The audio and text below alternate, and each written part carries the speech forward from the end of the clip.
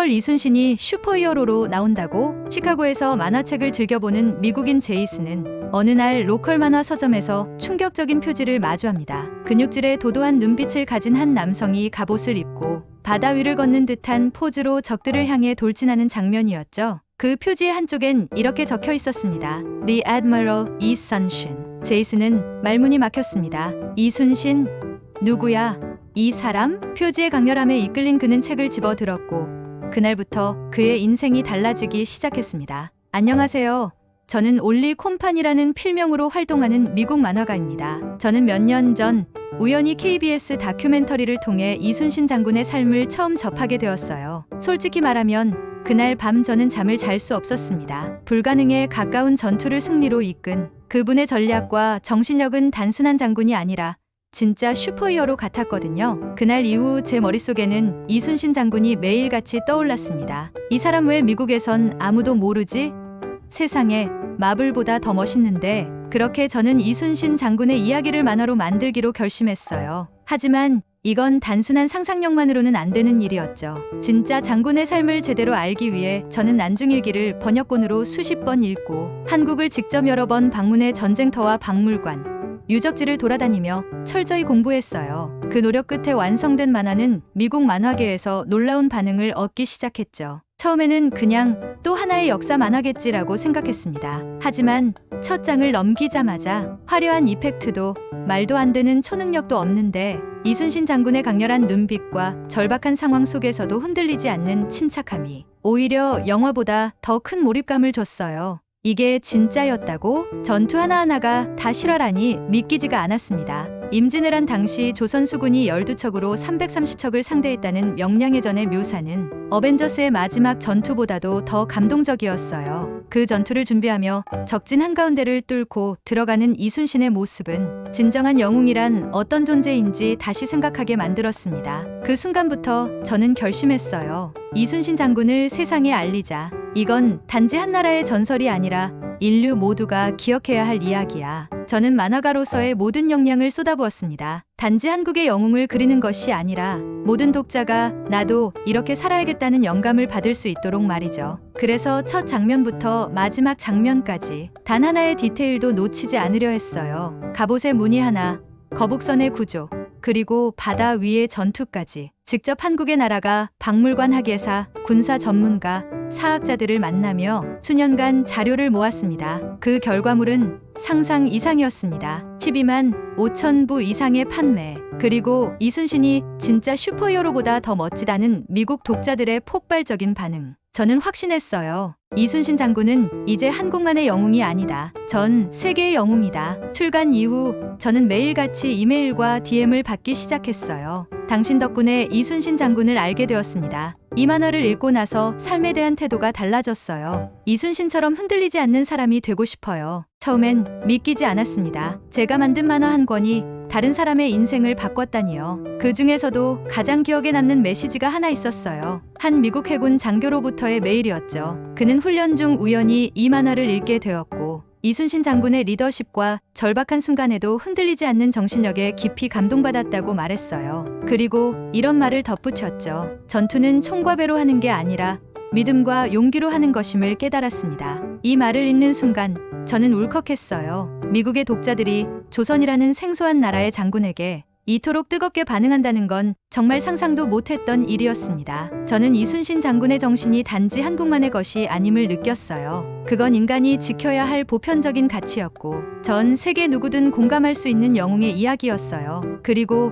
그 이야기를 세계에 알릴 수 있었다는 사실에 저는 만화가로서 처음으로 사명감을 느꼈습니다. 단지 재밌는 이야기를 그리는 것이 아니라 한 인물의 정신과 역사를 전하는 전달자가 된 것이죠. 그 순간 저는 다시 펜을 들었습니다. 이순신 장군의 이야기는 이제 시작일 뿐이니까요. 그리고 아직 세상이 알아야 할 한국의 위대한 이야기들이 너무도 많다는 걸 알게 되었죠. 처음으로 한국을 방문했을 때 저는 솔직히 좀 긴장했어요. 완전히 다른 문화, 언어, 그리고 제가 만화로 다루고 있는 영웅의 고향이라는 사실에 압도됐죠. 통영에 도착하자마자 충렬사로 향했습니다. 이순신 장군의 흔적을 직접 보고 싶었거든요. 그곳은 생각보다 단정하고 조용한 분위기였어요. 관광지라기보다는 마치 사람들이 아주 조심스럽게 기억을 간직하고 있는 공간 같았죠. 장군의 흉상을 마주했을 때 저는 멈춰 섰습니다. 이 사람 정말 존재했구나. 지금까지 자료로만 접하던 인물이 눈앞에 실감나게 다가오는 순간이었어요. 감동이라기보다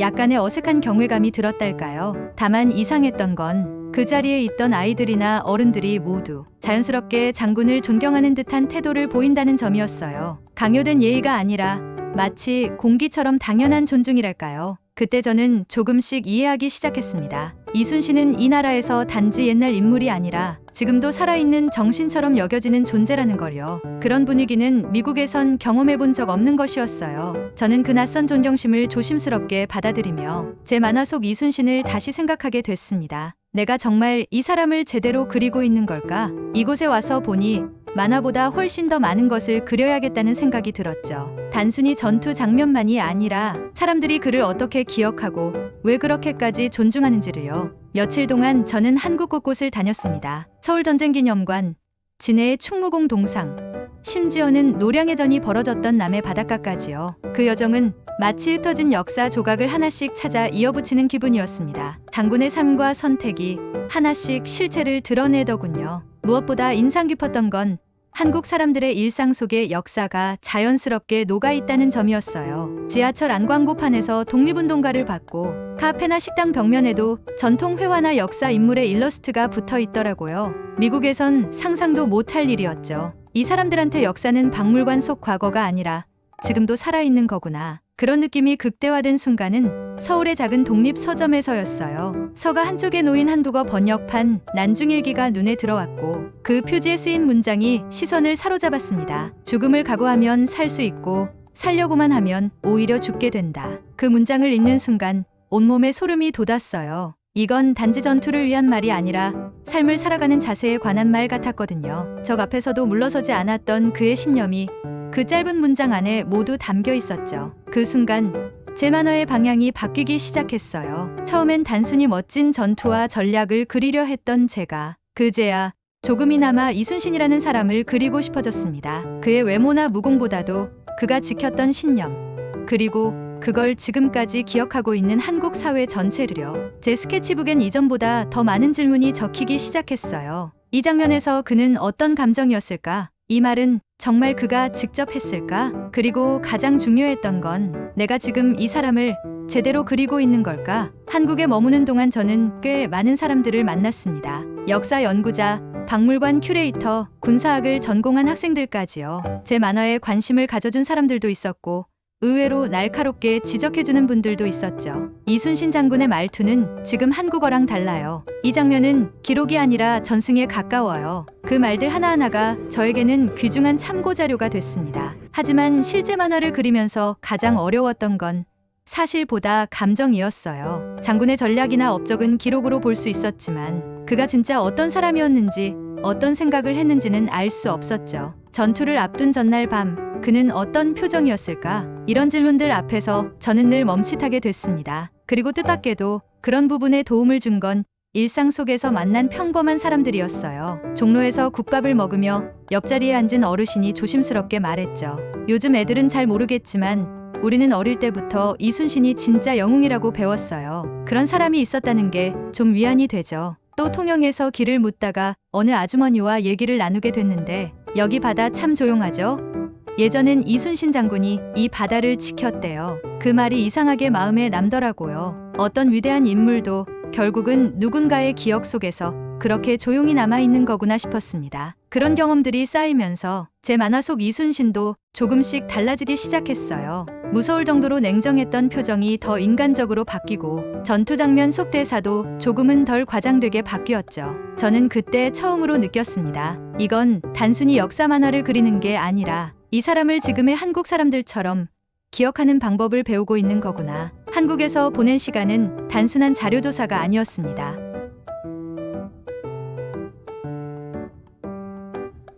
점점 저는 작업이 아니라 이해를 하고 있다는 느낌이 들었어요. 이순신이라는 인물을 통해 한 나라의 정체성과 기억 방식을 배우는 과정이었죠. 하루는 서울의 독립서점에서 열린 작은 강연에 참석했어요. 주제는 기억되는 영웅이었죠. 강연자가 이런 말을 했습니다. 이순신 장군은 싸워서 이긴 사람이 아니라 지켜야 할 것을 끝까지 놓지 않은 사람이에요. 그 말을 듣는 순간 머릿속에서 뭔가 정리됐습니다. 미국에서 저는 히어로를 항상 거창한 능력과 스케일로 바라봤습니다. 하지만 한국에 와서 만난 영웅은 훨씬 현실적이고 인간적이었어요. 실수도 하고 고뇌도 하고 때로는 외롭기도 했던 사람. 그런데도 끝까지 물러서지 않았던 존재. 이건 제가 지금까지 알던 히어로의 개념과는 전혀 달랐어요. 그리고 그 차이가 이 만화를 더욱 진지하게 그리게 만든 이유였습니다. 한국에서 만났던 사람들은 모두 조심스럽게 그러나 확신 있게 말했습니다. 그림으로 이순신 장군을 보여주신다니 감사해요. 외국인이 이렇게 진심으로 다가와 주는 거 솔직히 감동이에요. 이런 반응은 정말 예상 못했습니다. 오히려 제가 고마워해야 할 일이었거든요. 그 순간부터 이 작업은 단순히 나의 창작물이 아니게 됐습니다. 저는 이순신 장군이라는 거대한 인물을 그리는 사람이 아니라 전달하는 사람이 되겠다고 마음먹었어요. 한국은 그렇게 저를 작가에서 메신저로 바꿔놓고 있었습니다. 한국에 온 지 몇 달, 작업은 순조로웠고 저는 스스로를 조금은 익숙한 외국인이라 생각하고 있었습니다. 이순신 장군에 대한 만화도 마무리 단계에 접어들고 있었죠. 어느 날 저를 도와준 한국인 친구들과 함께 작은 식당에서 식사를 하게 됐습니다. 특별한 자리도 아니었고 조용하고 따뜻한 분위기였습니다. 김치찌개가 끓고 따끈한 밥이 나오고 반찬들이 하나둘 테이블을 채워갔어요. 그러다 갑자기 제 입 안에서 딱 하고 이상한 소리가 났습니다. 당황해서 입을 가리고 조용히 고개를 숙였죠. 몇 달 전 미국에서 받았던 임플란트가 빠진 겁니다. 아무 말 없이 식사하던 분위기 속에서 저는 머쓱하게 중얼거렸어요. 치과 좀 가야 할 것 같아요. 그 말을 듣자마자 한 분이 바로 대답했습니다. 근처에 야간 진료하는 데 있어요. 지금 가요. 그 말이 너무 빠르게 나와서 오히려 놀랐습니다. 밤 8시인데 미국이면 일단 며칠 예약 기다려야 하는데 그런 생각들이 머릿속을 스쳐 지나갔지만 그분은 이미 휴대폰으로 치과를 찾고 있었고 다른 한 분은 옷을 챙기며 말했죠. 같이 가줄게요. 한국은 이런 거 빨라요. 어떻게든 말릴까 고민하다가 결국 따라 나섰습니다. 치과에 도착했을 땐 문이 열려 있었고 진료도 별다른 대기 없이 순식간에 진행됐죠. 의사 선생님도 친절했고 치료는 빠르게 끝났습니다. 돌아오는 길에 아무도 대단하죠? 같은 말을 하지 않았습니다. 그냥 그렇게 아무렇지도 않게 도와주고 조용히 집으로 돌아가는 분위기였습니다. 저는 그날 밤 호텔방에서 가만히 누워 이런 생각을 했습니다. 이순신 장군이 어땠는지 나는 정말 아는 걸까? 책에서 배운 위대한 전략가보다 오늘처럼 조용히 움직이면서도 확실히 책임지는 사람들이 어쩌면 제가 그리려던 정신일지도 모른다는 생각이 들었습니다. 그날은 아무도 특별한 말을 하지 않았는데도 제 만화의 마지막 장면이 머릿속에서 조용히 바뀌기 시작한 날이었습니다. 그날 이후 저는 며칠 동안 아무것도 그리지 못했습니다. 손은 멀쩡했지만 마음이 어딘가 멈춘 느낌이었어요. 도움을 준 그 사람들의 얼굴이 자꾸 떠올랐고 내가 한국에서 보고 듣고 느꼈던 모든 경험들이 하나의 흐름처럼 엮여 머릿속을 맴돌았죠. 그때 처음으로 제 만화 속 이순신 장군이 너무 완벽한 인물로만 그려졌다는 생각이 들었습니다. 전쟁의 영웅, 불패의 장수, 흔들림 없는 리더. 그 모습도 사실이지만 사람들이 지금까지 그를 존경하는 이유는 그가 사람을 끝까지 지키려 했기 때문이 아닐까 싶었어요. 그걸 저는 멀리 있는 전투 장면이 아니라 서울의 평범한 거리에서 식당과 병원 사이 누군가의 말 없는 배려 속에서 느끼게 된 거죠. 다음 날 저는 조용히 만화의 마지막 장면을 바꿨습니다. 원래는 장군이 거북선 위에서 검을 높이 드는 장면이었어요. 그런데 새로 그린 장면에선 그가 병사 한 명의 어깨를 조용히 토닥이며 고개를 끄덕이는 모습이었어요. 그 순간 느꼈습니다. 아, 내가 이제야 진짜 조금은 알게 된 것 같아. 이순신 장군의 정신은 거창한 문장 속에만 있는 게 아니었습니다. 그 정신은 누군가가 넘어졌을 때 주저하지 않고 손을 내미는 태도, 불편함 앞에서 그냥 참고 넘어가자 하지 않고 함께 해결하려는 자세 속에 있었죠. 그렇게 저는 책에서 배운 장군의 이야기에서 사람들 속에 녹아있는 장군의 정신으로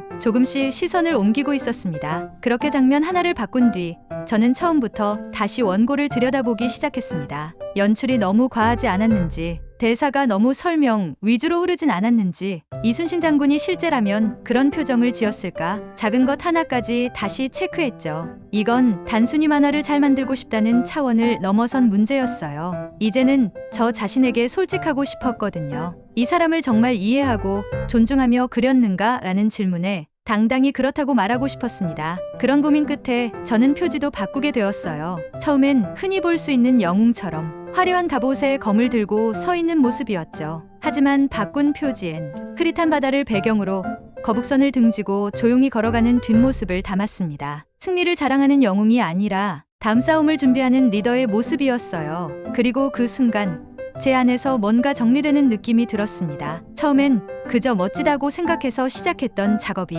이제는 하나의 약속이 된 거예요. 내가 만화를 통해 보여주려 했던 건 단순한 위대한 인물이 아니라 그 사람을 통해 알게 된 세상, 그리고 그 속에서 살아가는 사람들의 이야기였습니다. 그렇게 저는 이순신을 만난 외국인에서 이순신을 이해하게 된 외국인으로, 그리고 그를 세상에 알리는 한 명의 이야기꾼으로 바뀌어가고 있었습니다. 작업이 마무리될 무렵 출판사에서 마지막 피드백을 받는 날이 있었습니다. 편집자는 제 원고를 한 장 한 장 넘기더니 조용히 말했습니다. 이거 한국 사람이 그린 줄 알았어요. 그 한마디에 저는 아무 대답도 할 수 없었습니다. 칭찬이기도 했고 어쩌면 그보다 더 큰 책임처럼 느껴졌거든요. 제가 만든 이 만화가 한 나라의 역사와 정체성을 다룬 이야기라는 걸 다시금 실감했습니다. 그날 밤 저는 처음 한국에 왔을 때를 떠올렸습니다. 그땐 그저 멋진 이야기 하나 발견했다는 마음이었죠. 하지만 지금은 달랐습니다. 이순신 장군이라는 인물은 제게 단지 만화 속 캐릭터가 아니라 새로운 가치관을 알려준 선생님 같은 존재가 되었고, 한국이라는 나라는 단순한 방문지가 아니라 마음속 깊이 새겨진 두 번째 집처럼 느껴졌습니다. 그리고 깨달았어요. 제가 만화를 통해 전하고 싶은 건 단지 이순신 장군의 전투가 아니라 그를 기억하고 그의 정신을 지금도 조용히 이어가는 사람들의 모습이라는 걸요. 이 만화가 누군가에게 한국이라는 나라를 처음 알게 해주는 문이 될 수도 있고, 영웅을 보는 새로운 시각을 열어줄 수도 있다는 생각에 책임감도 기대도 동시에 커졌습니다. 그래서 저는 이 이야기를 전하는 사람이 된 게 자랑스럽습니다. 그리고 이 이야기를 알게 해준 한국에, 그리고 이순신 장군에게 진심으로 감사합니다. 이순신 장군은 제가 만든 만화의 주인공이었습니다. 하지만 지금 돌아보면 그는 제 삶의 주인공이기도 했습니다. 그를 통해 저는 단지 한 명의 장군이 아닌 한 나라의 정신과 문화, 그리고 사람들의 진심을 만났습니다. 한국이라는 나라는 저에게 무언가를 보여주기보다 스스로 느끼게 해주는 방식으로 다가왔습니다. 그게 처음엔 낯설었지만 오히려 진심이 담겨 있었어요. 지금 제 책상에는 출간된